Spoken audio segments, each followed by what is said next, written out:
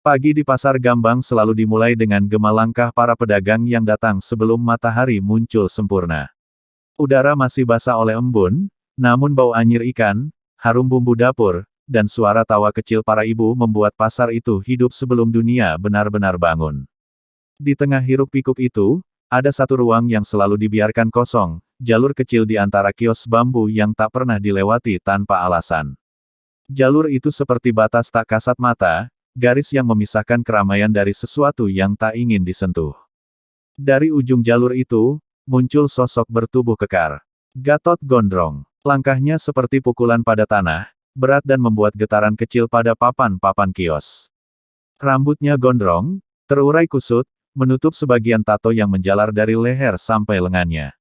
Tato itu bukan sembarang gambar, simbol-simbol yang setengah dimengerti para pedagang, naga, aksara Jawa kuno, dan garis-garis yang menyerupai belati. Para pedagang yang melihatnya mendadak diam. Beberapa pura-pura tertawa, beberapa pura-pura sibuk mengemas dagangan, mencoba tak terlihat. Heh, pagi-pagi kok sepi gini.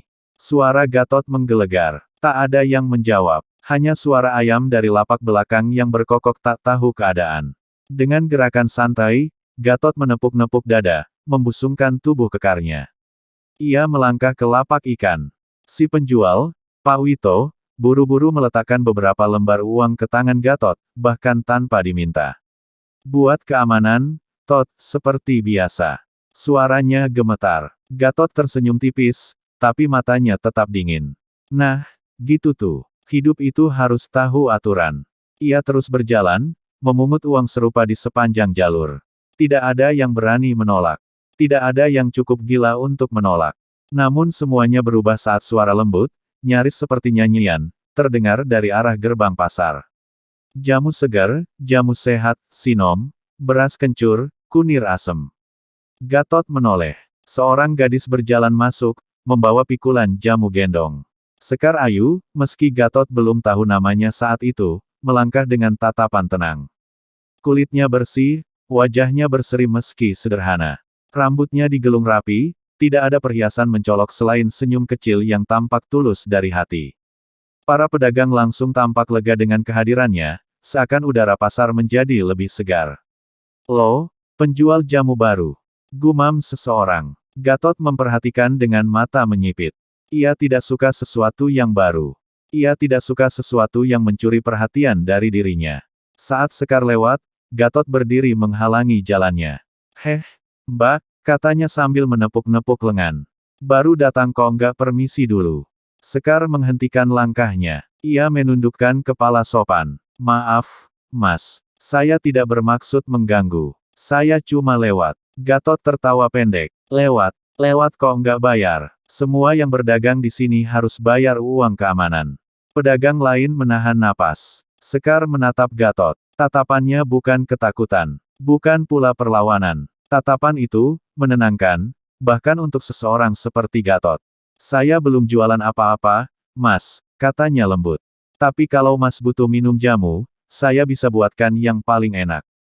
Gatot sempat terdiam. Baru kali ini ada orang yang menolak tanpa melawan, tapi justru tidak tunduk. Ada sesuatu yang aneh pada cara gadis itu memandangnya.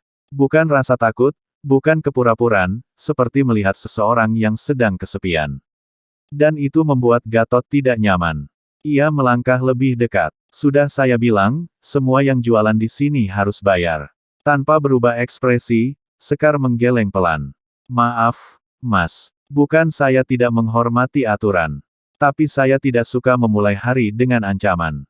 Seisi pasar terpaku. Gatot mencengkeram pikulan jamu itu dan mengangkatnya sedikit, memaksa Sekar kehilangan keseimbangan.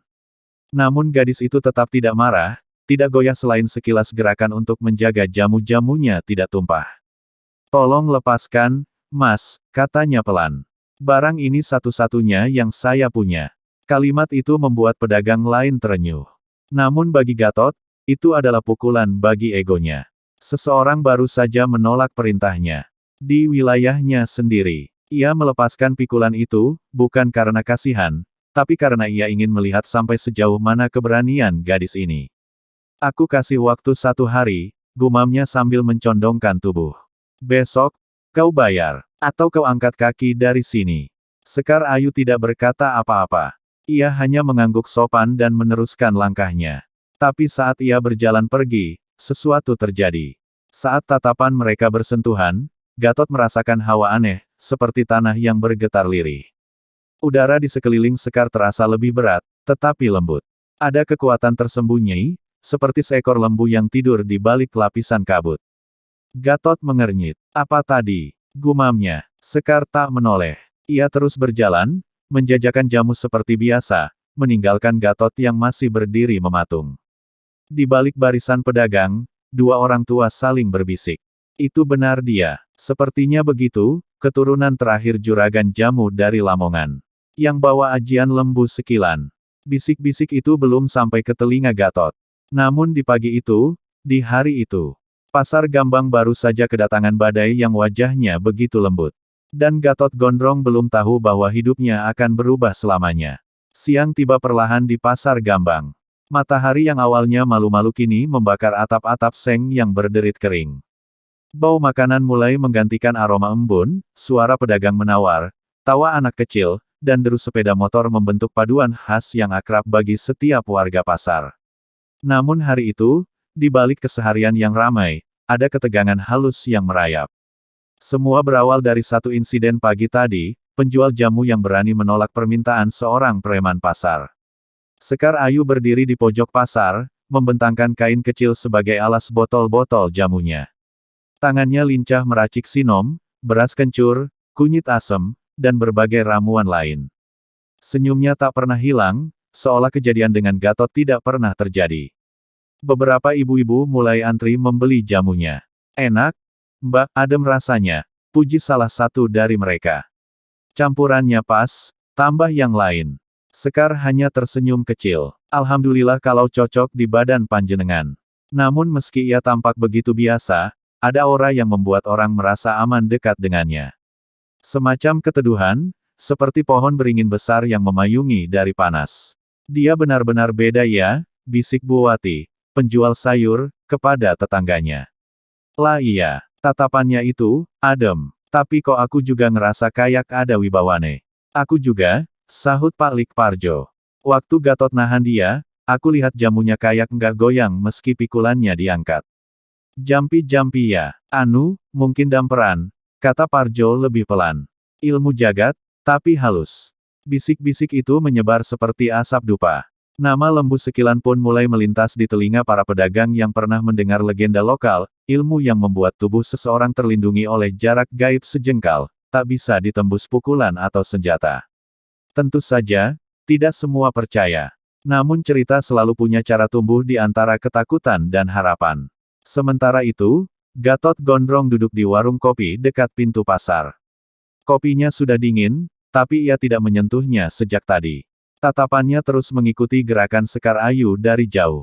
Tot, kau kenapa? Tanya Sarman, anak buahnya. Gatot tidak menjawab. Matanya menyipit, mencoba memahami rasa gelisah yang menggerogotinya. Bukan takut, lebih seperti kesadaran bahwa ia baru saja bertemu sesuatu yang tidak ia mengerti. Dia cuma penjual jamu, Tot, Sarman mencoba meyakinkan. Cuma penjual jamu. Gatot tertawa sinis. Kau lihat tadi, dia nggak takut sama aku. Ya, mungkin dia nggak paham aturan pasar.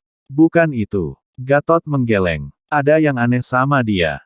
Sarman mengangkat alis. Aneh gimana? Gatot berdiam sebentar. Ia tidak ingin mengakui, tapi ia merasakan jelas getaran aneh saat menatap gadis itu. Waktu aku tarik pikulannya, gumam Gatot pelan, kayak, ada angin yang nahan tanganku. Angin, Tot, jangan ngaco. Bukan angin biasa. Rasanya, berat, tapi lembut. Sarman terdiam. Ia tahu Gatot bukan tipe orang yang mudah bingung oleh hal gaib. Ia sendiri kadang sombong soal ilmu dan jimat yang disimpan di balik sabuk kulitnya. Namun jika Gatot merasa aneh, pasti ada sesuatu. Jangan bilang kau takut sama cewek itu, goda Sarman. Gatot menatap tajam. Takut. Kalau aku takut, bukan aku namanya Gatot Gondrong. Namun ia tidak bisa menghilangkan ingatan tentang tatapan Sekar, tenang, seolah melihat dirinya lebih dalam dari yang orang lain mampu lihat. Sesuatu dalam tatapan itu terasa tua. Tua seperti bumi. Ia meremas gelas kopinya sampai bergetar. Besok, ujar Gatot lirih, dia harus tunduk. Kalau tidak, aku sendiri yang akan mengusirnya. Sarman mengangguk, meski terlihat ragu. Menjelang sore, ketika pasar mulai lengang, Sekar Ayu merapikan botol-botol jamunya dan mengikat kembali pikulannya. Wajahnya terlihat tenang, tetapi ia memejamkan mata sejenak sebelum berdiri. Ada desahan napas halus dari bibirnya. Eyang, aku sudah menemukan tempatnya. Suara itu amat lirih, seakan ia berbicara pada angin. Mungkin disinilah takdir ingin aku menetap sementara. Ia membuka mata perlahan. Di dalam tatapannya, ada tekad. Namun jauh di lubuk hati, ia tahu satu hal yang tak bisa dihindari. Gatot Gondrong tidak akan berhenti sampai salah satu di antara mereka menyerah. Dan Sekar Ayu bukan tipe yang akan lari. Malam itu, di sudut pasar yang sepi, seorang pedagang tua duduk di depan kiosnya sambil menghisap rokok kretek. Titin wis kedaden, gumamnya dalam bahasa Jawa. Tanda sudah muncul. Ia memandang ke arah tempat Sekar tadi berdiri. Lembu sekilan, akhirnya kembali. Malam turun perlahan di pasar Gambang. Lampu-lampu temaram bergoyang di terpa angin, memantulkan bayangan panjang dari kios-kios yang sudah ditutup. Pasar yang biasanya riuh sekarang sunyi seperti makam tua. Hanya suara tikus dan dengus angin yang sesekali terdengar. Di sebuah bangunan kosong yang dulunya dipakai menyimpan karung-karung beras, Gatot Gondrong duduk seorang diri. Di tangannya, sebilah belati kecil menari-nari di antara jari-jarinya, kebiasaannya saat gelisah. Belati itu berukir lambang naga. Peninggalan satu-satunya dari seseorang yang dulu ia panggil guru. Ia menghela napas panjang. Kenapa mataku terus kebayang dia, gumamnya. Sekar Ayu. Senyumnya, tatapannya, suaranya yang lembut. Semua itu membuat Gatot resah. Tapi bukan itu yang paling mengganggu. Yang membuat Gatot benar-benar gelisah adalah getaran yang ia rasakan saat berhadapan dengan gadis itu. Getaran halus namun kuat, seperti hawa ajian. Hawa yang sangat dikenal dari masa lalunya. Gatot memejamkan mata. Cuplikan-cuplikan kenangan muncul, masa ketika ia masih yatim piatu, dibesarkan oleh dunia jalanan. Hingga suatu hari, seorang lelaki tua aneh mengangkatnya sebagai murid. Lelaki itu mengajarinya teknik pernapasan jagoan, pukulan bata geni, dan beberapa mantra untuk memperkuat fisik. Namun lelaki itu selalu mengingatkan satu hal. Lebih besar dari, ada ilmu yang tak boleh kau sentuh, Tot. Ilmu perlindungan sejengkal, lembu sekilan. Kalau sampai kau berhadapan dengan pemiliknya, pilih mundur. Gatot dulu tertawa mendengarnya. Bagi seorang anak jalanan yang hidup dari kerasnya dunia, nasihat itu seperti dongeng belaka.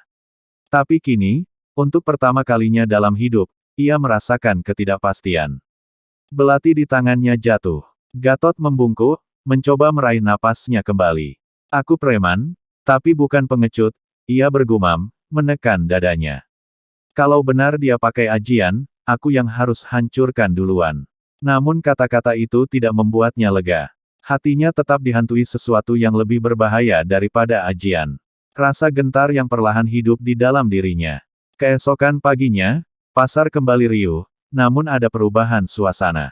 Beberapa pedagang terlihat berkerumun di dekat lapak sayuran Bu Wati. Bu, aku lihat sendiri kok. Waktu Gatot narik pikulannya, tubuhnya kayak ditahan udara, kata salah satu pemuda. Serius, Bu? Tanya yang lain. Iya, jawab Bu Wati sambil memotong sayur. Aku dulu pernah dengar cerita, kalau orang punya ajian lembu sekilan, pukulan lawan bisa meleset sejengkal. Berarti dia sakti dong. Lawong akun delok sendiri Gatot sampai bingung. Percakapan itu menyebar cepat. Seakan pasar memiliki lidah sendiri, gosip itu merayap dari satu lapak ke lapak lain, menjadi legenda kilat yang bahkan orang-orang yang tak melihat kejadian itu pun mulai mempercayai. Dan Gatot benci itu.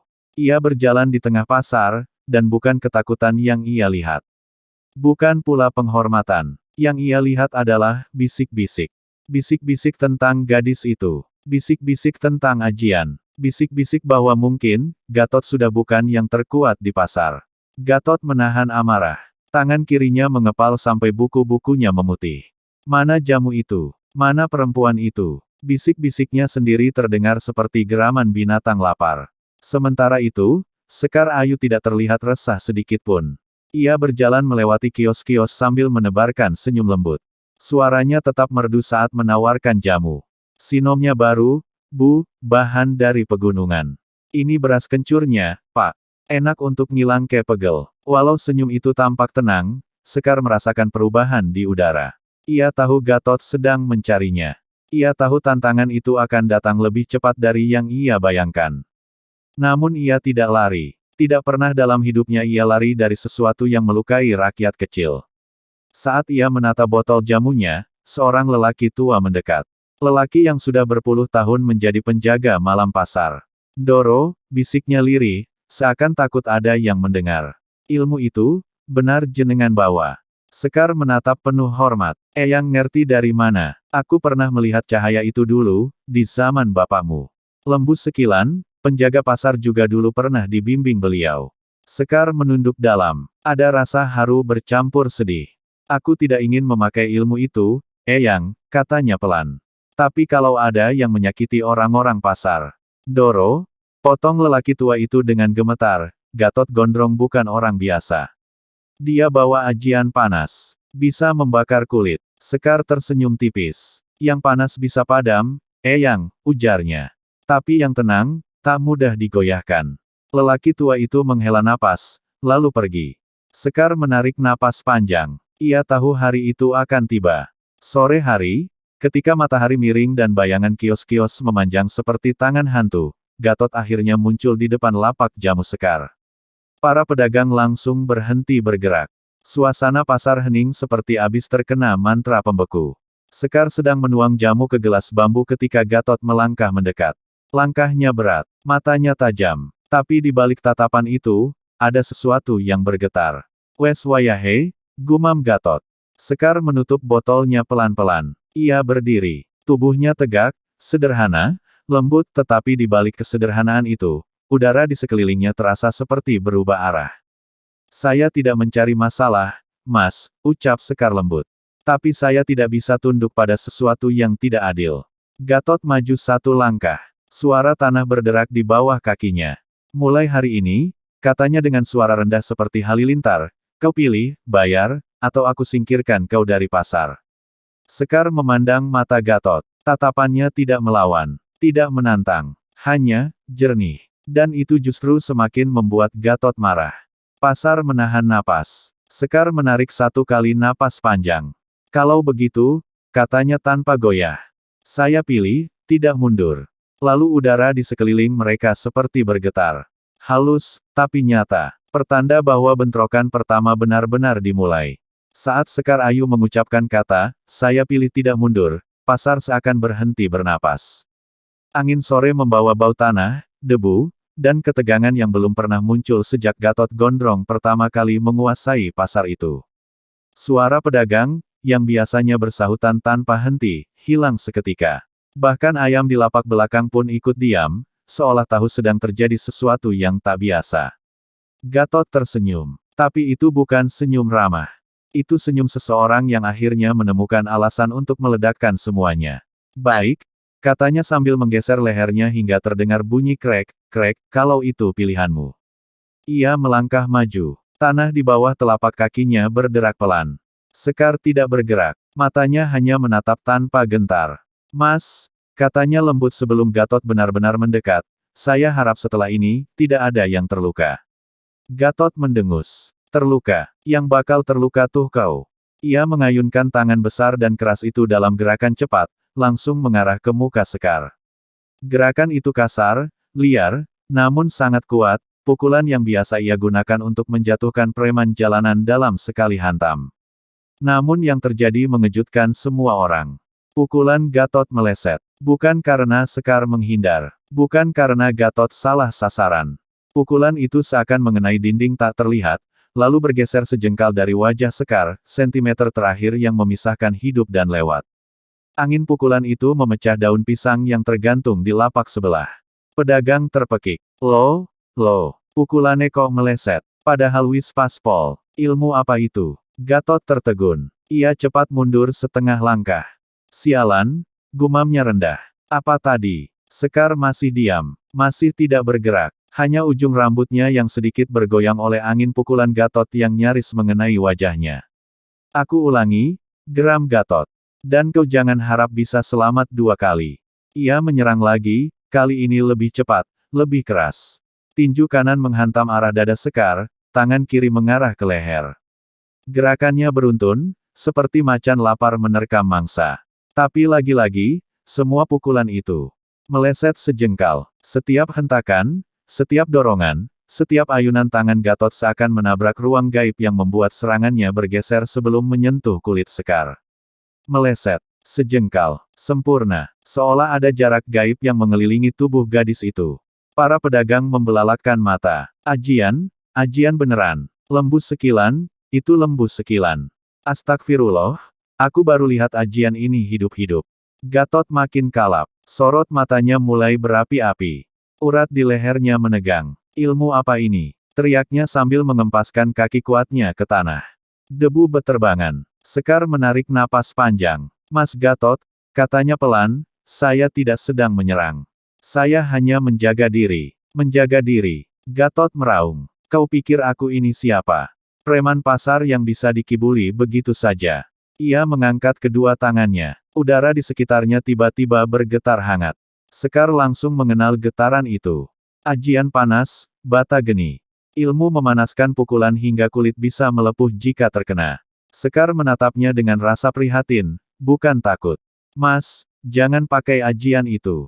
Orang-orang bisa terluka. Diam. Gatot maju dengan langkah seperti banteng ngamuk. Ia menghantamkan pukulan bata geni langsung ke dada Sekar. Pedagang-pedagang langsung berteriak. Sekar, hindar. Tapi Sekar tidak bergerak. Ia berdiri tenang, seakan tubuhnya menyatu dengan angin sore yang lembut. Dan tepat saat pukulan Gatot menyentuh jarak itu.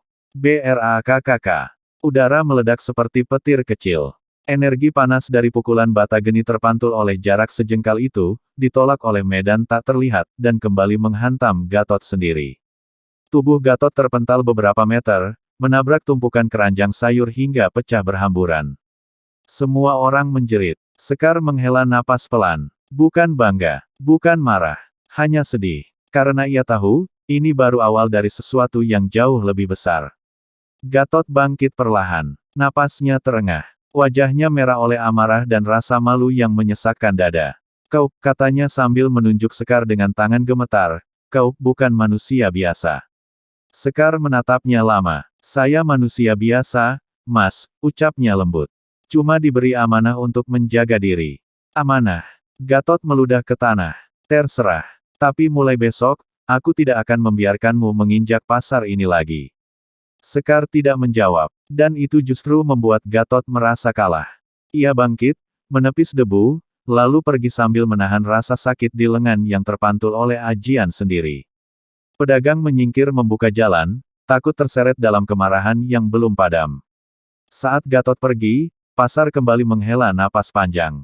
Seolah seluruh tempat itu baru saja selamat dari amukan badai. Sekar duduk kembali, mengambil botol jamunya yang sempat terguling. Tapi saat ia memegang botol itu, ia bergumam pelan. Ini baru permulaan. Mata anginnya tahu. Gatot pasti akan kembali. Dan pertarungan selanjutnya, tidak akan sesederhana ini. Malam turun pelan di desa Gambang. Hujan tipis menyiram atap-atap seng, menimbulkan suara ritmis yang biasanya menenangkan. Tapi malam itu, tidak ada ketenangan di rumah panggung reot milik Gatot Gondrong. Di dalamnya, seorang lelaki kekar sedang duduk termangu, menahan sakit di lengan dan dada yang memar akibat hentakan ajian yang memantul siang tadi. Tubuhnya yang biasa kebal pukulan itu kali ini terasa seperti dihempas palu berkali-kali. Namun luka fisik itu bukan yang membuatnya terguncang. Yang membuat Gatot benar-benar marah adalah malunya. Aku, dipermalukan di depan orang banyak, gumamnya sambil menggenggam rambut gondrongnya sendiri. Sama gadis penjual jamu, gadis kurus yang bahkan tidak mengangkat tangan. Ingatan tentang Sekar yang berdiri tenang sementara pukulannya meleset sejengkal membuat darah Gatot mendidih. Ia memukul meja hingga retak. Aku preman pasar yang ditakuti semua orang. Aku banteng Gambang. Dan hari ini, aku jatuh di hadapan semua. Ia bangkit, mondar-mandir seperti binatang buas terjebak. Hujan makin deras di luar, seolah langit ikut menghardiknya. Gatot menggertakkan gigi. Tidak bisa. Aku harus membalasnya. Aku harus menghabisi gadis itu. Namun suara lain muncul di dalam kepalanya, suara kekalahan yang lebih jujur. Pukulanmu tidak menyentuhnya, Tot. Ajian bata geni pun kena pantul. Kau kalah sebelum menyentuh kulitnya. Gatot berhenti. Urat-urat di lehernya menegang. Dan disinilah, ia mengambil keputusan yang mengubah segalanya. Ia membuka sebuah kotak kayu kecil yang selama ini ia simpan di bawah dipannya. Isinya hanyalah seutas benang merah lusuh dan secarik kertas berisi aksara kuno Jawa. Nama di kertas itu membuat punggungnya meremang. Eyang Karsa Mantra, guru ilmu hitam yang dulu pernah menawarinya ajian kekuatan, namun dengan syarat yang tidak pernah sanggup ia penuhi, menyerahkan tirakat hidup dan sebagian jiwanya. Dulu Gatot menolak, terlalu berbahaya. Tapi sekarang, setelah ia dipermalukan, tidak ada lagi yang ia takutkan. Eyang, gumamnya lirih, saya datang. Ajari saya ajian yang bisa mematahkan ilmu gadis itu, meski harus bayar dengan apapun. Hujan menjadi saksi ketika Gatot keluar dari rumah, berjalan melintasi pematang sawah menuju sebuah lereng bukit terpencil, tempat di mana Eyang Karsa tinggal dalam pengasingan. Setiap langkah meninggalkan bekas kaki berat yang penuh dendam. Gatot tidak tahu, dan tidak peduli, bahwa ia tengah melangkah menuju sesuatu yang jauh lebih gelap daripada sekadar ilmu pukulan. Di sebuah gubuk tua yang nyaris runtuh, seorang kakek kurus berjanggut putih duduk bermeditasi di tengah asap dupa tipis. Matanya sudah terpejam ketika Gatot tiba. Tapi tanpa membuka mata, kakek itu berkata, "Akhirnya kau datang, Gatot Gondrong." Gatot merinding. "Eyang, saya butuh ajaran panjenengan. Ajian lembu sekilan telah mempermalukanmu." "Iya." Nada suaranya datar, namun menusuk. Gatot mengepalkan tangan. "Saya ingin mengalahkan pemiliknya." Kakek itu membuka mata. Mata yang dalam dan hitam, seperti sumur tua tanpa dasar. "Untuk mengalahkan lembu sekilan, kau butuh ajian yang jauh lebih ganas.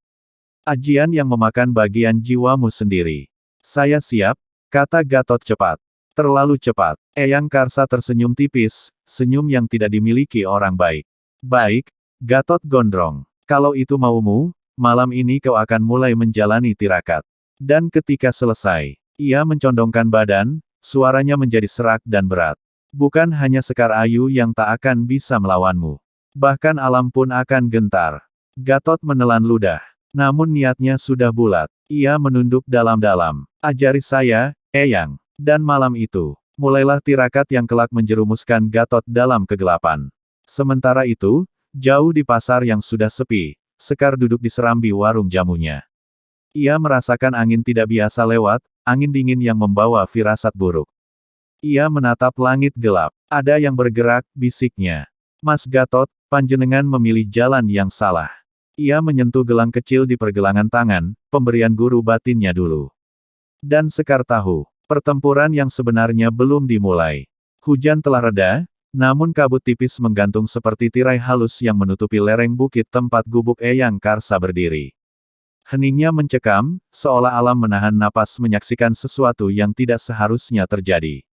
Di tengah gubuk itu, Gatot Gondrong duduk bersila. Tubuh kekarnya tampak tegang, matanya menatap nyala api kecil dalam mangkuk tanah liat. Eyang Karsa berdiri di belakangnya, kedua tangannya menggenggam seikat rumput ilalang kering dan seutas benang merah lusuh. "Gatot," suara sang kakek tenang namun bergetar seperti suara dari bawah tanah, "sebelum ritual dimulai, kau harus tahu satu hal." Gatot menelan ludah. "Apa itu, Eyang?" "Kau akan kehilangan sesuatu. Bukan harta, bukan tenaga, tetapi bagian dari dirimu sendiri." Gatot tidak gentar. "Ambil saja, asal aku bisa membalas gadis itu." Eyang Karsa tersenyum tipis, senyum yang tak pernah berarti kebaikan. "Kalau begitu, mari kita mulai." Ritual dimulai. Kakek itu menaburkan ilalang ke dalam api. Nyala kecil itu menyala lebih tinggi, berubah menjadi hijau kusam seperti cahaya kuburan. Asapnya melingkar naik, membentuk gerakan berputar seperti ular yang menari. Gatot merasakan hawa dingin menggigit tulang. "Kini, tutup matamu," kata Eyang Karsa. Gatot menuruti. Kegelapan memenuhi kepalanya, namun bukan kegelapan biasa. Ada bayangan-bayangan samar bergerak, seperti wajah-wajah tanpa mata yang mengintip dari balik kabut gelap. Kau akan memanggil tenaga dari bawah tanah, bisik Eyang. Ajian ini bernama Wisa Rawa Ireng, racun rawa hitam. Ilmu yang lahir dari kemarahan alam dan jiwa yang penuh dendam. Gatot merasakan tanah bergetar halus di bawahnya.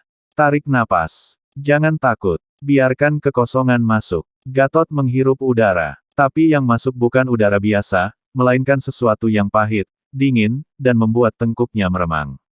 Sekarang ulangi. Sing tak goleki dudu cahya, nanging peteng. Sing tak ider dudu kabecikan, nanging kekuatan. Gatot mengulang dengan suara bergetar. Seketika, dunia di dalam kepalanya runtuh. Angin dini hari merayap perlahan memasuki celah-celah dinding warung jamu Sekar Ayu. Pasar Gambang masih gelap, hanya lampu-lampu teplok beberapa pedagang sayur yang sudah datang lebih awal tampak seperti kunang-kunang kecil di kejauhan. Sekar Ayu sedang meracik ramuan pagi, tangan lentiknya menumbuk temulawak dan jahe dengan suara lembut duk, duk, duk. Namun ada sesuatu yang berbeda hari itu. Rasa gelisah kecil yang sejak semalam menggelayuti dadanya belum juga hilang. Ia berhenti menumbuk, menatap pintu warung yang masih setengah terbuka. Anginnya aneh, gumamnya. Suara itu bukan angin biasa. Terasa dingin, menelusup ke tulang, membawa bisik-bisik yang nyaris tak terdengar. Sekar memejamkan mata, mencoba mendengarkan lebih jelas. Dan saat itulah, suara itu muncul. Suara yang tidak terdengar oleh telinga manusia biasa. Sekar membuka mata perlahan. Dari pintu warung, sebuah bayangan tipis berdiri. Bukan manusia, bukan pula makhluk penuh wujud. Hanya siluet kabut putih menyerupai sesosok perempuan berkerudung. Sekar tidak terkejut. Ia mengenal suara itu. Nyai, ucap Sekar pelan. Panjenengan datang. Bayangan itu mendekat, seolah bergerak tanpa menginjak tanah. Ada badai yang mendekat, nak. Gatot gondrong. Tanya Sekar tanpa ragu. Bayangan itu bergoyang halus, pertanda, iya. Ia telah memilih jalan yang merusak dirinya sendiri. Daya gelap itu mulai meresap ke tubuhnya. Ia bukan lagi orang yang sama seperti kemarin. Sekar menggenggam lesung kecilnya dengan kuat. Ajian apa yang ia ambil, Nyai? Bayangan itu tidak langsung menjawab. Sebaliknya, ia menatap atau seolah menatap wajah Sekar. Ajian yang seharusnya tidak dimiliki manusia dengan hati tak stabil. Ajian rawa hitam. Ajian dampal yang memakan jiwa dan memberikan kekuatan setara amukan alam. Sekar menarik napas dalam-dalam. Ia tahu nama itu. Wisa Rawa Ireng. Ilmu terlarang. Ilmu yang bisa mematahkan banyak lapisan perlindungan, bahkan, jika cukup kuat, bisa menembus sebagian batas lembu sekilan. Kenapa ia sampai memilih itu, bisik Sekar, lebih seperti bicara pada dirinya sendiri. Karena ia tak bisa menerima kalah, jawab Nyai. Dan orang yang dikuasai harga diri yang terbakar, bisa lebih berbahaya daripada iblis itu sendiri. Sekar menunduk. Ada rasa iba dalam dirinya. Padahal ia tidak jahat sejak lahir. Bayangan itu mengangguk perlahan. Benar. Tapi sekarang, ia sudah menjadi perahu tanpa kemudi. Setiap langkahnya akan semakin membawa kematian. Sekar menutup mata sejenak. Lalu, apa yang harus saya lakukan, Nyai? Suara Sekar lirih tapi teguh. Saya tidak ingin membunuhnya. Kau tidak perlu membunuhnya. Bayangan tipis itu mendekat, lalu sebuah tangan kabut menyentuh bahu Sekar, dingin dan ringan. Tapi kau harus siap bertahan. Karena ia akan datang kepadamu. Sekar terdiam. Hari ini, bayangan itu tidak menjawab, hanya menatap keluar warung yang mulai disinai semburat cahaya fajar. Dan Sekar mengerti jawabannya. Di kejauhan, suara langkah kaki berat terdengar. Pelan, namun setiap hentakannya seperti memukul jantung pasar. Para pedagang yang baru datang saling pandang. Suara apa itu? Kayak ada banteng turun dari bukit. Astagfirullah, bulu kudukku meremang. Langkah itu semakin dekat. Lalu, terdengar suara napas kasar, berat, seperti orang yang menahan amarah besar. Sekar berdiri. Ia menutup pintu warung pelan-pelan, lalu memasang kunci kayu dari dalam. Bukan karena takut, tetapi untuk memastikan tidak ada orang lain yang terseret. Ia memegang gelang kayu di tangannya. Energi lembut dari ajian lembu sekilan merespon, berdesir tipis di kulit. Dan tepat ketika matahari terbit, suara langkah itu berhenti di depan warung jamu Sekar Ayu. Sekar menarik napas. Perlahan, ia membuka pintu. Dan di luar, berdiri Gatot Gondrong. Tapi bukan Gatot yang sama seperti 3 hari lalu. Wajahnya lebih tajam. Tatapannya gelap, dingin, penuh bayangan. Di sekeliling tubuhnya, kabut hitam tipis berputar seperti asap arang, mengikuti gerakan dadanya yang naik turun. Sekar menatapnya tanpa gentar. Mas Gatot, sapanya lembut. Gatot tersenyum, senyum yang menampakkan gigi menggertak. Sekar Ayu, katanya pelan. Tugasku belum selesai. Dan aura mematikan itu menyebar. Membuat para pedagang di kejauhan lari ketakutan. Hari itu, pasar Gambang akan menyaksikan sesuatu yang belum pernah terjadi sebelumnya. Pertarungan antara ilmu terang dan ilmu gelap. Antara ketenangan dan amarah. Antara Sekar Ayu, dan Gatot Gondrong. Suasana pasar pagi itu berubah total. Burung-burung yang biasanya ribut di atap memilih diam. Embun jatuh perlahan dari daun pisang, tetapi hawa di sekitarnya justru semakin panas, panas yang keluar dari tubuh Gatot Gondrong. Sekar Ayu berdiri di depan warungnya. Rambutnya tersapu angin lembut, angin yang anehnya tetap tenang meski aura gelap Gatot telah memenuhi pekarangan pasar. Gatot melangkah maju. Setiap langkahnya menimbulkan retakan kecil di tanah kering.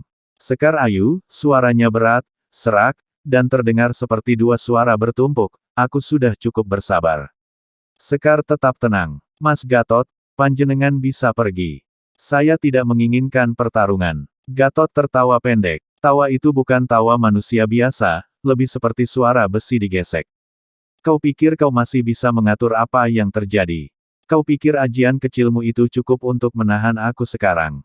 Sekar tidak menjawab. Ia hanya merapatkan jemari, menyentuh gelang kayu di pergelangan tangan, pertanda mengaktifkan ajian lembu sekilan sepenuhnya. Angin berputar pelan di sekelilingnya. Gatot melihat itu dan tersenyum lebih lebar. Bagus. Kau sudah menyiapkan tamengmu. Ia menunduk sedikit, tubuhnya menegang seperti pegas. Sekarang lihat, apakah itu cukup? Serangan pertama. Dalam sekejap, Gatot melompat ke depan. Gerakannya jauh lebih cepat daripada manusia biasa. Pasir di tanah beterbangan, pedagang yang masih ada menjerit dan berlari meninggalkan lapak. Gatot menghantam Sekar dengan pukulan kanan, pukulan penuh energi Wisa Rawa Ireng. Udara di sekitarnya berdenyut hitam, mendorong angin menjauh. Sekar tidak bergerak. Pukulan itu mengenai jarak sejengkal, ajian lembu sekilan. Dan BRAAKKK. Ledakan energi meletus. Debu berhamburan seperti badai kecil. Namun kali ini berbeda. Sekar terdorong satu langkah ke belakang. Hanya satu langkah. Tapi itu cukup untuk membuat para pedagang terkejut. Loh, Sekar Ayu terdorong. Ajiannya terpental. Gusti, Gatot Saiki Opo tu. Sekar merasakan denyutan kuat di lengannya. Jarak ajian lembu sekilan masih menahan pukulan Gatot, tapi untuk pertama kalinya, ia merasakan tekanan sebenarnya. Ia menatap Gatot. Mas, panjenengan, berubah. Gatot menjilat bibirnya, matanya bersinar merah samar. Ini, baru permulaan. Gelombang serangan. Gatot tidak menunggu. Ia menghantam lagi. Kali ini pukulannya bukan satu, melainkan serangkaian gerakan cepat dan brutal, pukulan, tendangan, dorongan, sabetan tangan berbisa, semuanya dibungkus energi hitam rawa. Setiap hantaman berbenturan dengan jarak lembu sekilan. DUUG. BRAKK. TAAARR. Debu membentuk lingkaran badai di sekitar mereka. Sekar berusaha tetap stabil, tapi tekanan Gatot luar biasa. Setiap pukulan bukan hanya memiliki kekuatan fisik, tetapi juga energi gaib yang mencoba menyusup melewati jarak perlindungannya. Gatot menghantam lagi. Dan lagi. Dan lagi. Sekar terdorong setengah langkah. Setengah langkah lagi. Kemudian satu langkah penuh. Gatot tertawa. Aha, lihat itu. Kau bukan Dewi Kebal, Sekar.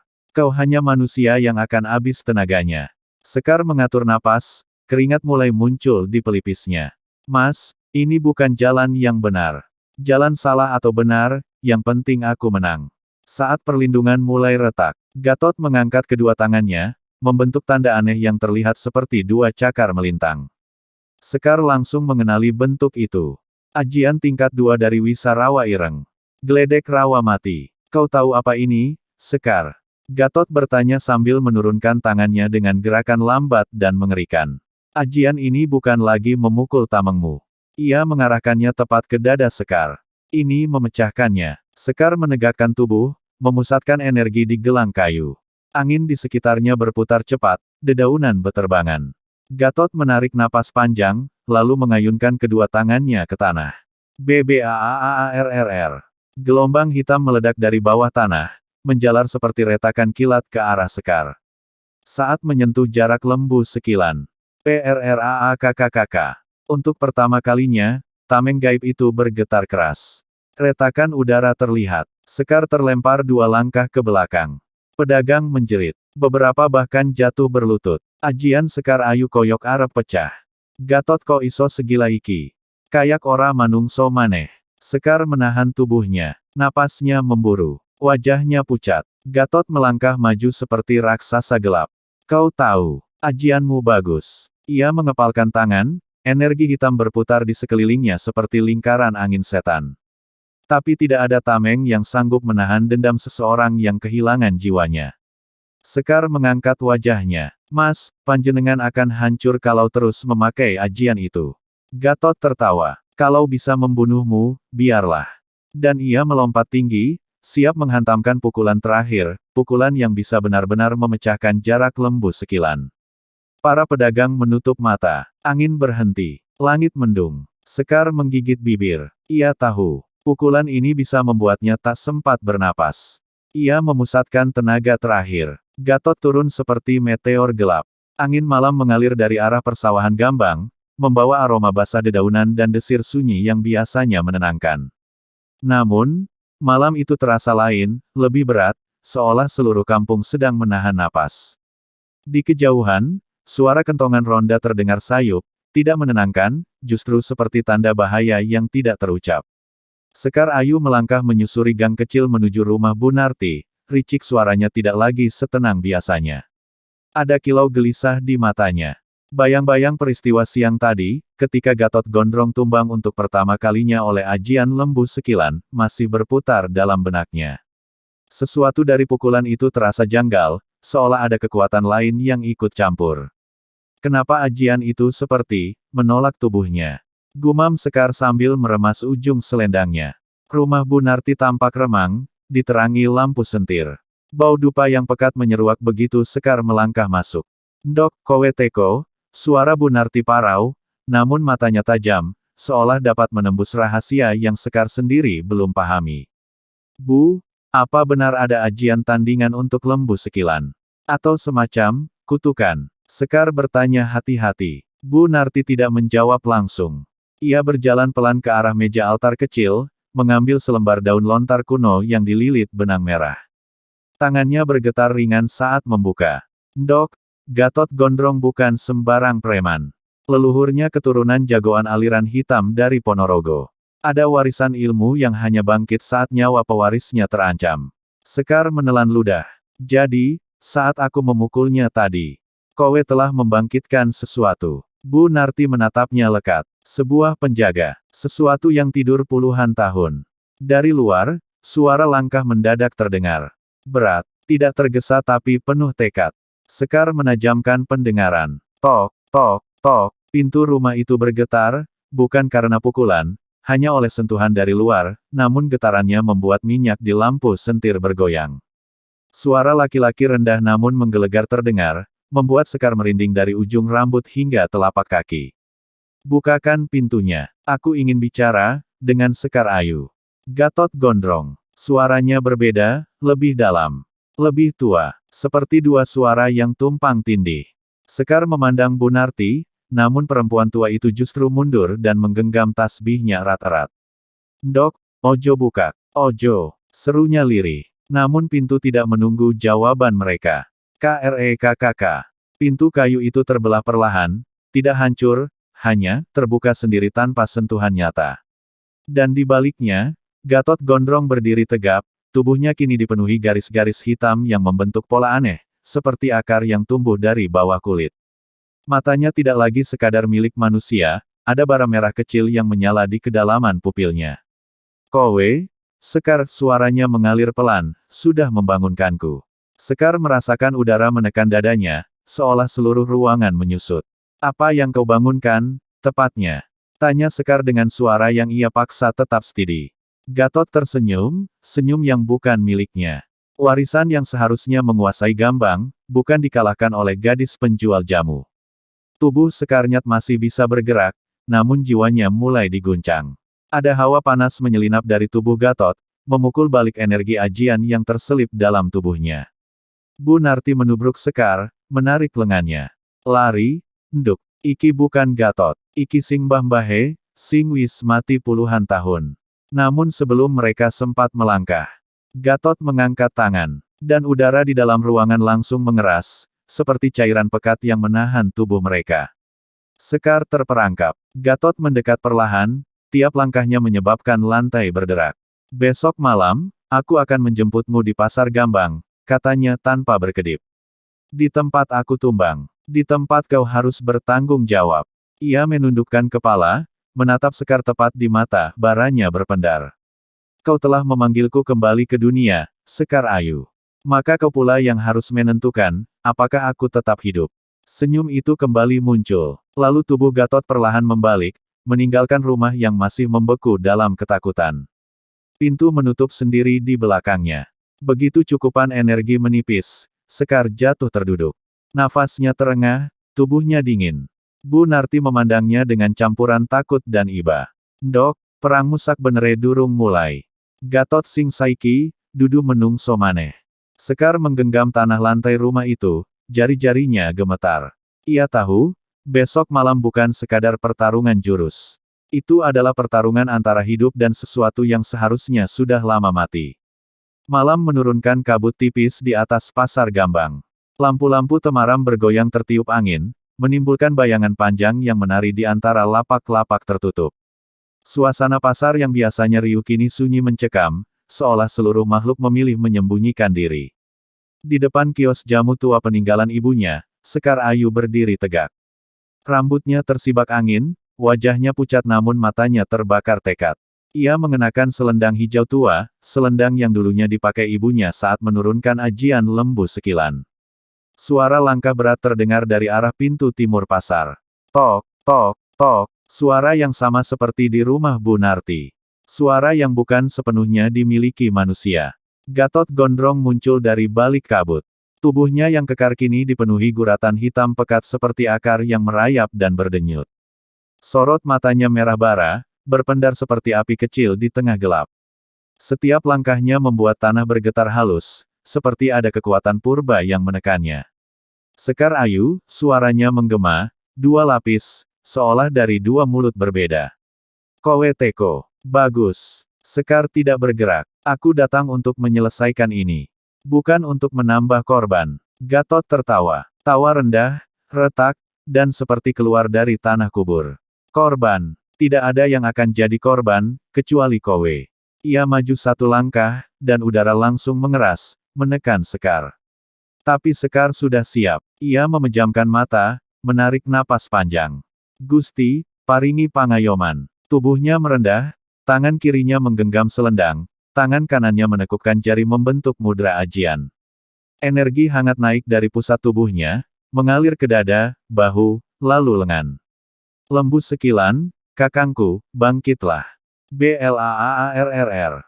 Ledakan energi hijau keemasan memancar dari tubuhnya, menyibak kabut, memukul mundur tekanan yang Gatot bangkitkan. Mata Gatot menyipit. Ajian sialan itu lagi. Ia mengangkat tangan kanannya, dan guratan hitam pada tubuhnya merambat ke udara, membentuk pusaran bayangan pekat. Ajian Waranggana Sukma. Bayangan itu terlepas, melesat seperti tombak, mengarah lurus ke dada Sekar. Sekar memutar tubuhnya, selendangnya berkibar. Ia menghentakkan kaki ke tanah, tanah bergetar. Lembu sekilan, sikilan tanah. Gelombang energi dari kakinya membentuk perisai transparan. Tombak bayangan menghantam, memercikkan percikan gelap. DUAARRR. Kios-kios di sekitar mereka bergetar keras, beberapa genteng jatuh berderak. Gatot memundurkan diri, berdiri di atas gerobak tua, siluetnya membesar oleh bayangan malam.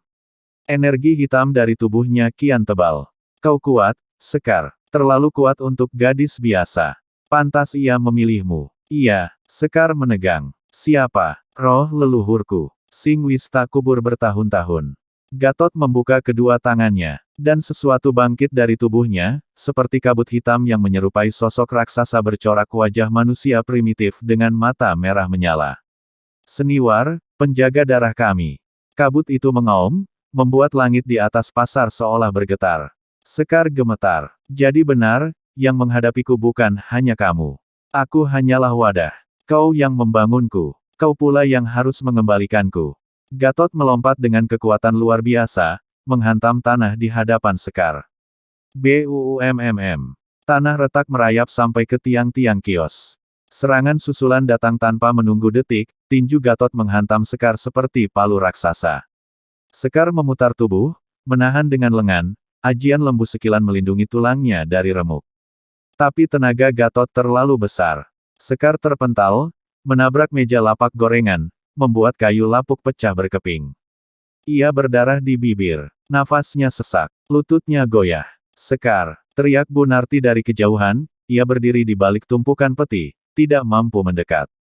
Gatot berjalan tenang, mata merahnya menyala. Abis ini, pasar ini milikku. Kuta besarkan, dengan kekuatan warisan keluargaku. Sekar mengusap bibirnya, nafasnya memburu. Aku tidak akan biarkan itu terjadi. Ia berdiri perlahan, matanya memejam. Dan ia mengingat, doa ibu yang dulu sering ia dengar saat kecil. Sekar, ajian bukan hanya kekuatan. Ia harus jadi jalan untuk menjaga, bukan merusak. Sekar membuka mata, dan kali ini, tidak hanya energi kehijauan yang muncul. Ada cahaya keemasan. Tubuh Sekar diselimuti aura lembut, tidak liar, tidak beringas, tapi kuat. Sangat kuat. Lembu sekilan, puncak kawasa. Tanah berdenyut. Bayangan raksasa berupa banteng berwujud cahaya muncul di belakang Sekar. Garis-garis emas di tanah membentuk pola ajian lama yang bahkan Bu Narti sendiri tidak pernah lihat. Gatot tertegun. Ajian ini, tidak mungkin. Seniwar mangsa, aku tutup bahu tinggal. Teriak Sekar, suaranya menggema. Banteng emas itu mengeram dan menyeruduk. Gatot mengerahkan seluruh ajian warisannya, kabut hitam membentuk tameng raksasa. Keduanya berbenturan. Banteng emas vs tameng bayangan. Ledakan energi menggulung seluruh pasar. Lentera pecah. Seng beterbangan. Atap lapak melompat. Bu Narti terpental mundur beberapa langkah, menahan dirinya dengan tongkat. DUUMMMMM. Tameng bayangan retak. Sekali. Dua kali. Lalu, pecah. Kabut hitam menghilang seperti disedot bumi. Tubuh Gatot tersungkur berlutut, darah merembes dari hidung dan sudut mata. Sosok kabut raksasa di belakangnya, Seniwar, meraung keras, lalu terbelah, menghilang ke udara seperti abu diterbangkan angin. Sekar berdiri terengah, namun tubuhnya tegap. Gatot mengangkat kepala perlahan. Wajahnya kembali, hampir seperti manusia lagi. Mata merahnya meredup, berganti dengan mata Gatot yang asli, lelah dan kebingungan. Sekar, suaranya serak. Sing wis tak lakoni iki, piye. Sekar mendekat, gemetar tapi tegar. Warisan itu bukan salahmu, tapi arahkan ke jalan yang benar. Gatot menunduk, tubuhnya goyah. Aku ora pantas urip. Pantas atau tidak, bukan aku yang menentukan.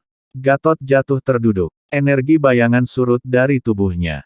Dan untuk pertama kalinya sejak pertempuran dimulai, pasar Gambang hening. Hanya terdengar detak jantung Sekar yang masih bergemuruh. Lampu-lampu mulai menyala satu persatu dari kejauhan, orang-orang kampung mendekat dengan hati-hati. Bu Narti meraba pundak Sekar. Ndok, wis rampung. Kowe nyelamet no kabeh. Sekar menghela napas panjang, kemudian memandang langit malam yang perlahan kembali tenang. Perang telah usai, tapi harga dari kemenangan itu baru akan ia pahami sepenuhnya nanti.